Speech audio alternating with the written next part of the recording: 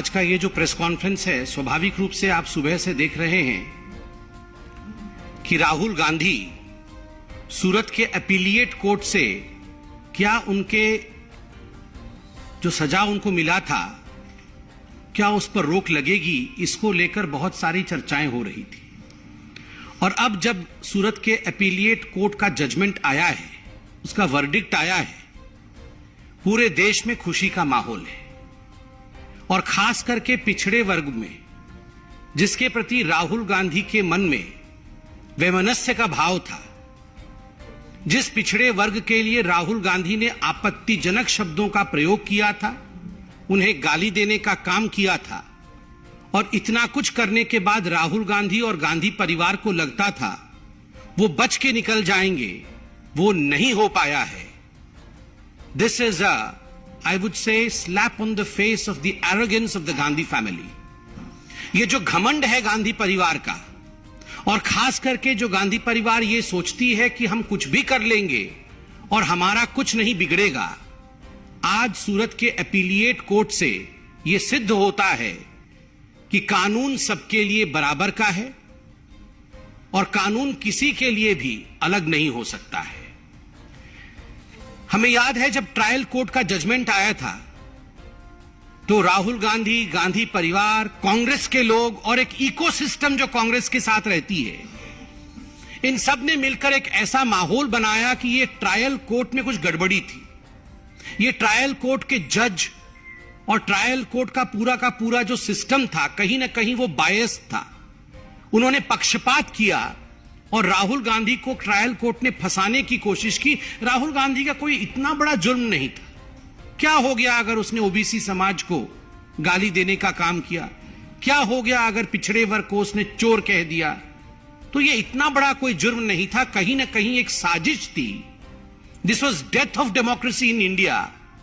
और उसके कारण से सूरत के ट्रायल कोर्ट ने इस प्रकार का एक वर्डिक्ट राहुल गांधी के खिलाफ सुनाया, और नतीजा रहा कि राहुल गांधी आने वाले समय में इंडिया के पार्लियामेंट से एक तरह से डिस्क्वालीफाई हुए, और वो कानून भी उनके समय बनाया हुआ कानून था। मगर आज जब अपीलिएट कोर्ट से जजमेंट आता है तो एक बात स्पष्ट होता है कि this was not death of democracy of India, this is a blow on the arrogance of the Gandhi family. ये लोकतंत्र समाप्त नहीं हुआ है। ये जो घमंड है गांधी परिवार का और खास करके राहुल गांधी का, उसके ऊपर एक बहुत बड़ा आघात है कोर्ट के माध्यम से। अपीलिएट कोर्ट को भी लगा कि देयर इज अ मेरिट।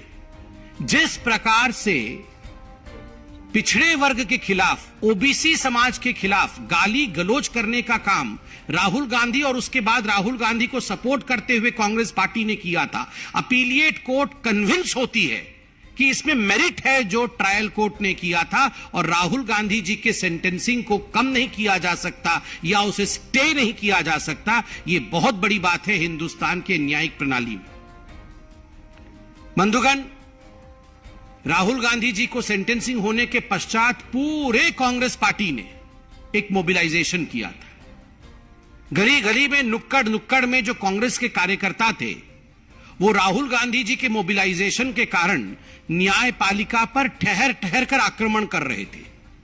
केवल हिंदुस्तान में ही नहीं, विदेशों के माध्यम से दूसरे देशों से हिंदुस्तान के खिलाफ स्टेटमेंट जारी कराने का काम भी कांग्रेस के कार्यकर्ता रह रह के करा रहे थे। एक इकोसिस्टम पूरी की पूरी इंडिया की जुडिशियरी के खिलाफ लग गई थी। और आज जब यह जजमेंट आया है, मैं कहूंगा this is the victory of the common people of India. यह साधारण जनता के लिए तो विजय का उत्सव है ही, पिछड़े वर्ग के लिए विजय का उत्सव है ही, यह न्यायपालिका के लिए भी एक बहुत बड़ा विजय है, क्योंकि जिस न्यायपालिका के खिलाफ सड़कों पर आंदोलन करके मोबिलाइजेशन करने का काम कांग्रेस पार्टी कर रही थी, आज उसी न्यायपालिका ने कहा कि आप कितना भी दबाव या प्रेशर की राजनीति हमारे ऊपर करने की कोशिश कर सकते हैं, मगर we don't buckle under pressure. आपके प्रेशर टैक्टिक्स के कारण, आपके दबाव की राजनीति के कारण न्यायपालिका झुकती नहीं है। जो अन्याय है वो अन्याय है। इतना ही नहीं, आपने देखा था उनके जो नेता हैं कांग्रेस पार्टी के, राज्यसभा के अंदर, कई बार के सांसद रहे हैं, प्रमोद तिवारी जी, वो तो 2 कदम आगे निकलकर और कह रहे थे कि ये तो गांधी परिवार के लड़के हैं, ये राहुल गांधी केवल साधारण मनुष्य नहीं है, ये साधारण हिंदुस्तानी नहीं है, ये तो गांधी परिवार का सदस्य है, उनके नाम में गांधी लगा हुआ है, इसलिए the law should treat him differently. कानून इनको भिन्न करके इनके साथ वर्ताव करना चाहिए था। न्यायालय को इस प्रकार 2 वर्ष का जेल नहीं सुनाना चाहिए था, क्योंकि ये राहुल गांधी है। ये कोई और होते तो ठीक है भैया, तुम 2 साल के जेल में जाओ, हमें क्या जा रहा है, मगर राहुल गांधी है, इसलिए गांधी परिवार के लिए एक दूसरा मानदंड हो, गांधी परिवार के लिए कानून दूसरी परिभाषित हो। There should be a separate law for the Gandhi family. यहां तक डिमांड उनके मेंबर ऑफ पार्लियामेंट ने किया था, प्रमोद तिवारी जी ने किया था, ये पब्लिक डोमेन में मौजूद है। और आज के इस जजमेंट से एक बात स्पष्ट होता है कि इस देश में संविधान का राज है, परिवार का राज नहीं है, और किसी भी परिवार के लिए प्रेफरेंशियल ट्रीटमेंट नहीं हो सकता है, उसे अलग दृष्टिकोण से देखा जाएगा। ऐसा ट्रीटमेंट किसी भी परिवार के लिए नहीं हो सकता है।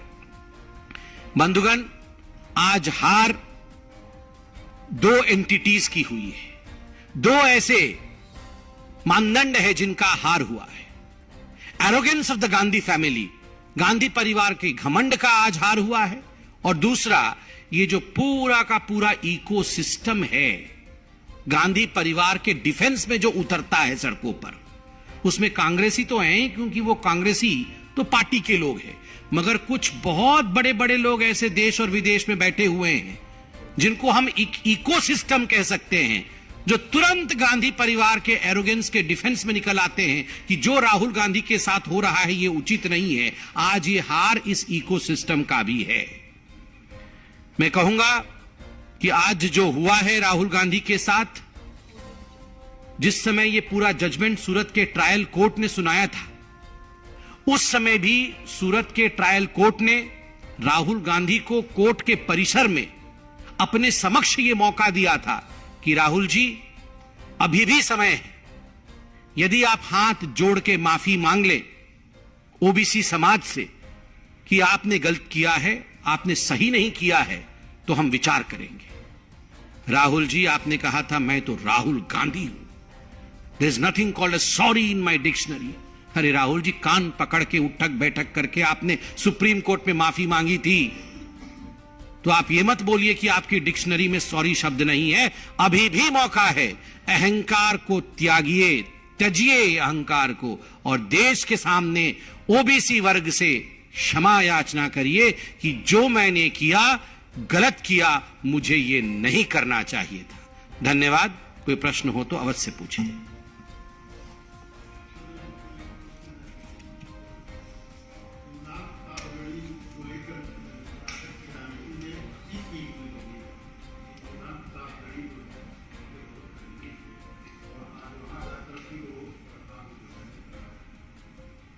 देखिए, जहां तक कांग्रेस पार्टी का सवाल है, कांग्रेस पार्टी के इस चरित्र के विषय में कि जो लोग हिंदुस्तान के खिलाफ बोलते हैं उनको प्रमोट करना, उनको राजनीति में आगे रखना, उनको स्टार प्रचारक बनाना, ये तो कांग्रेस समय समय पर करती रही है।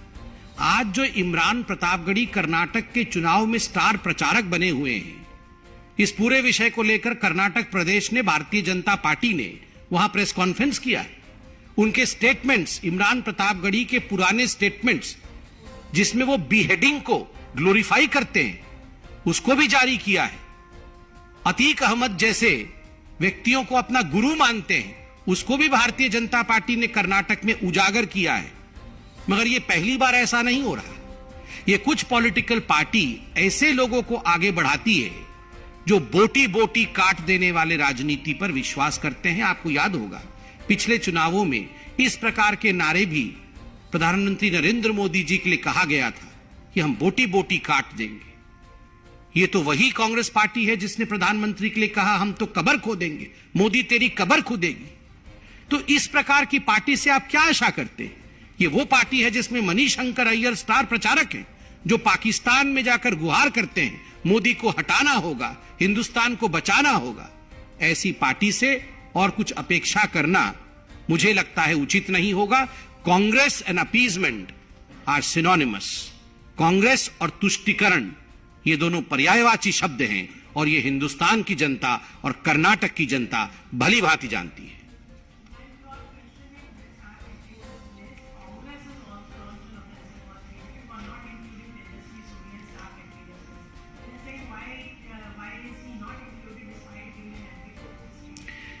Please ask the Congress party, though they must be hearing somewhere this press conference. Unsolicited advice from me is, please don't put a lot of your thought on what BJP is doing. Rather, get concerned about Rahul Gandhi. Get concerned about the fact that today an appellate court in Surat has dismissed the petition that the Congress party had filed on behalf of Rahul Gandhi.